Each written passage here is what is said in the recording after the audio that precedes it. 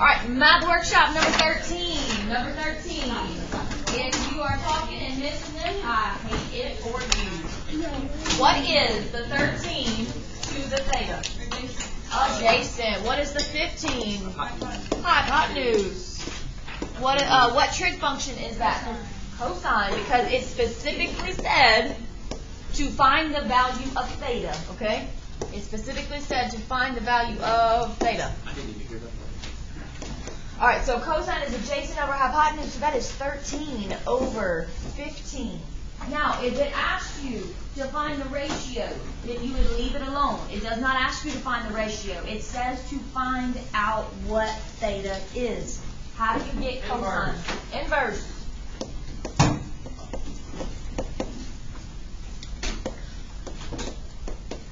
Alright, what mode? You have to make sure your calculator's in. Degree mode. Check it right now. 29.926.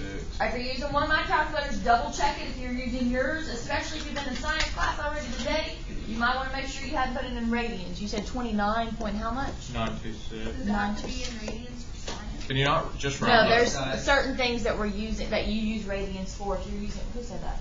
Where do you go? Well, there's if you're using circles and stuff like that, that's when you use radians. We'll get to that later. Where do you? Second cosine.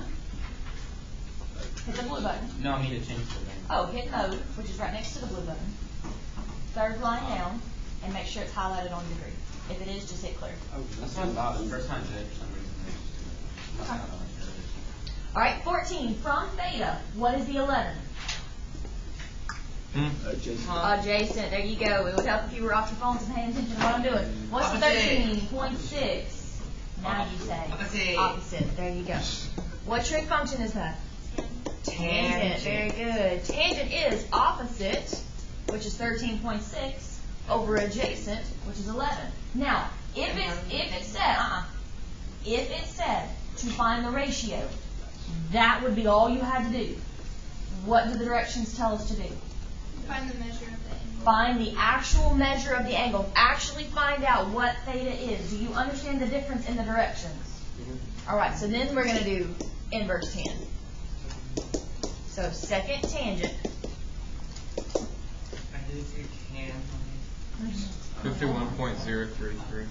51.033. It was. It's freshman year. Got it. Okay. They tagged you. Get it? I don't like that either. Okay. Sweet. All right, here we go. 15. What is the 2? Opposite. Opposite. What's the 3? Adjacent. There you go. You can tell I didn't make these up because there's too many tangents on there, can't Yep. You don't like tangent? you? No, I just like a variety of different things so that way. Same thing. And then do what? In the next one. Yeah, the next one's tangent too. All right, here we go. Inverse tan. What you get? 33.69. 3 decimals. It's 0. Is it 0? Okay. Somebody second that? Cameron? Okay. Wait, so if there's a 0, don't put the 0. You don't have to put 0. Unless the number behind the 0 rounds it up, then you would put a 1 there. Yeah, it's 2 zeros. Okay. All right, so Dalton just told us that this one on 16 is also tangent because it's an opposite and adjacent. All right, it specifically said to find the value of theta, to find the measure of theta. That's the only reason why we're doing the tan inverse. Is that theta with a TH? Yep. It's Theta. It's Greek. All right, so what's second inverse of 9 over 8?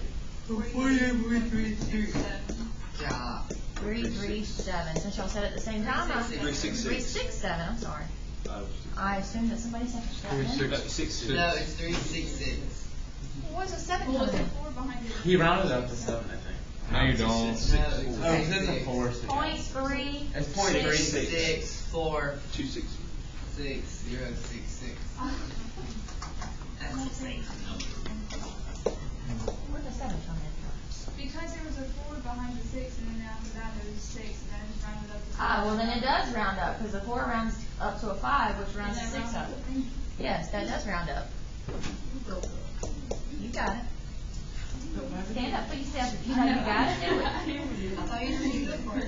I am Well, you do look at the first one as long as the one behind that does not round that first one up, which it does.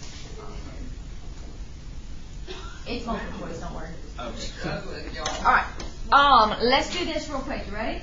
Very first thing you should do when you get your quiz is first put your name on it, right? Second thing you should do is to make sure that you write down your trig functions so that you don't have to memorize them, so that you can just look at them. So, there you go. I so did not teach you that. Miss Touchdown also. I think that came from his Now, opposite trig function of sine. What, Danielle? Opposite trig function of sine is what? Not cosine. Cosecant. What's the three-letter abbreviation? CSC. So if sine is opposite over hypotenuse, then cosecant would be? Hypotenuse over beautiful. Alright, so cosine, what's the opposite trig function? Secant. What's the three-letter abbreviation? Alright, so if secant is adjacent over hypotenuse. Hypotenuse over adjacent. If cosine is adjacent over hypotenuse, then secant would be hypotenuse over adjacent. Very good. Tangent's opposite is? Abbreviation? COT. So if that's opposite over adjacent, adjacent over opposite. We good to go? Yes, ma'am. Alright, what if I gave you this? And I told you to find all 6 trig functions for theta. Meaning, you've got to label everything off of this guy, right? Because if the theta was in this corner right here, then the opposite and the adjacent would be completely different than they are when he is in this corner. Does that make sense? Alright, so I don't want any issues with direction. So how do you find that missing side? Pythagorean theorem. Or you can just know it's a 3, 4, 5 triangle. Yes, ma'am. Thank you, ma'am. Alright. But if you wanted to do... Yeah, that was a geometry thing. So it'd be 9 plus 16, which is 25. And so x would be 5. Alright? All I'm wanting you to do is find all 6 of these trig functions. That's it. So what would sine be? 3 over 5. Very good. Right off the bat, as soon as you find sine, you know cosecant is the opposite of that. Beautiful. So would that give you the, okay, so cosecant, what would that give the angle?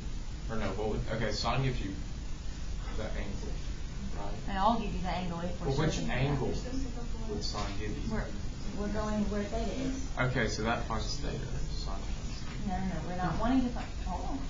We're not wanting to find theta like we did on the math workshop. Okay. All it wanted you to do was find the trig function. That's it. Okay. Just that. That's all you got to So do. no plugging in on the No calculator. plugging in the calculator. That's it. Alright, we're good? What's cosine? It's going to be Which would be?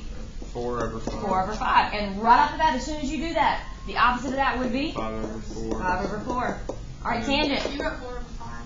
It'd be, Thank you. then it'd be 3 over 4 and 4 over 3. 3 over 4.